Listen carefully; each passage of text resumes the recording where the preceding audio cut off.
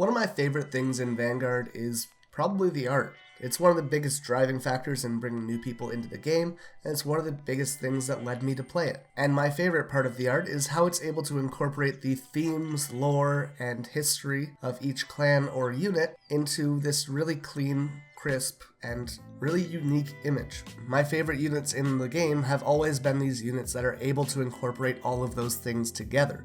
So with all that in mind, today I'm going to be taking a look at my 5 favorite arts that I've played with in all of Vanguard. And I would love to make a showcase of this so we can show off more really unique and really beautiful Vanguard art. So please leave your favorite arts in the comment section down below.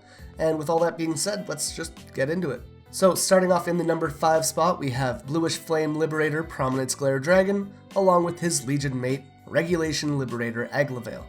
These two units are really just gorgeous cards. They don't have too much of the lore built into them, however I really like how they show off what the cards do. Basically you have this big blue fire dragon that's just made of energy, and he's sitting in this samurai costume with wings, jetting off fire and running forward, which is really fucking cool on its own. Then you have his Legion mate Aglavale, who is this knight ready to charge forward. He has these blue crystals and this flame jetting off of him as he's lunging into battle. The cards, on top of just showing off this beautiful art style with fire and energy spewing everywhere around it, also gave off this feeling of moving forward. And with a deck that encompassed the ability to look at the top card of your deck and superior call it, you kind of got this feeling that you should always be moving forward and playing aggressively, which is exactly how the deck was supposed to be played.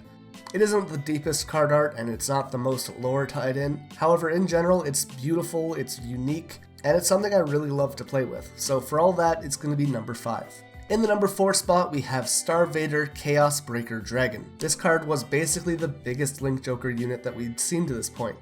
You have this planet behind him that doesn't look all this big in comparison, as well as this giant space parasite wielding a scythe. All of that on its own is really nice. The card in general looks very good. You have these blood red wings along with this black and red energy emanating from all over it.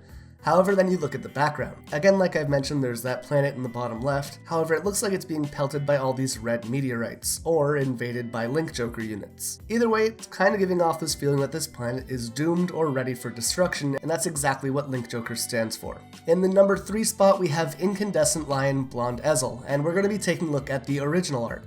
While the V-Series and Image Rare cards are really nice, they don't have the same feeling that the original art had.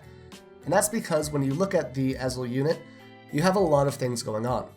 First off, you have this knight wielding a sword with this long mane of golden silver hair behind it, really focusing on both the name and the lore of the card, as well as pushing forward that lion-like theme that you'd seen in most of the ride chain in Criff and Bowmane. However, then you look into the hair and you see this very faint figure throwing Ezel his second sword, supporting him and pushing him forward. And that figure is Gareth. In almost every iteration of Ezel, we've had a ride chain that allows you to push forward by using Gareth as a primary part to it. So having him incorporated in the card art basically told players that, hey, these two cards go together and they're very important in connection. It's really cool to see other units that you usually used in the deck incorporated in the same card art, and for all that, Ezel's going to be the number 3 this week. Moving on to the number 2, we have my favorite card of all time, Silverthorn Dragon Tamer Liqueur. Liqueur is this circus performer who's basically in charge of taming dragons.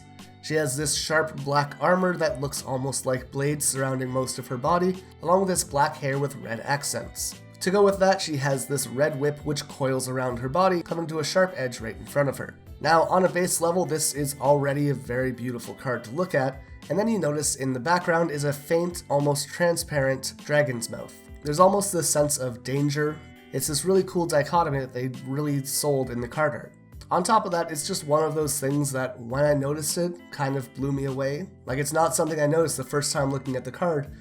I thought it was more like a blue cloudy background, and then when I saw it, I was like, damn, this is really nice.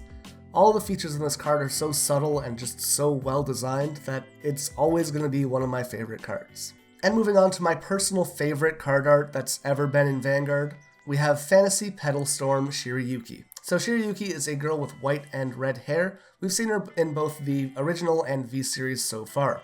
And between the two arts, I think I like the original one a little bit more. While the V-Series is obviously one of my favorite card arts that we've seen in the V-Series, the original one just has this whole different feel to it.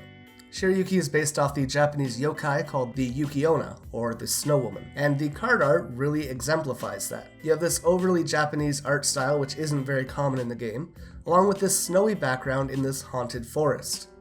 She's wearing this beautiful white gown that allows her to blend into the snow behind her, and has these red accents in the bow and hood, which can be used as symbols to show off the blood which the Yuki-onna spills from men. It's this really amazing card art that shows off lore, history, Japanese influence, and a different art style that really makes it stand out from the rest of the game. All of this comes together to make it my favorite card art that I've seen in Vanguard, and it's probably going to be for a very long time. But with all that being said, I would love to see some of your favorite card art, so let me know who I should show off in the future videos and why you like their card art. Of course, I want to thank my patrons, Decimus, Akuyaza, Digital Drew 92, and Cardfight Buddy Ranger for supporting this channel, and if you'd like to help them, the link is in the description for the Patreon. You can also join the Discord where we hang out and talk about deck building, sometimes we play games on Cardfight area, and just generally shoot shit and share memes. With all that being said though, this has been Miracle Trigger, and I will see you in the next video. Thank you guys so much for watching.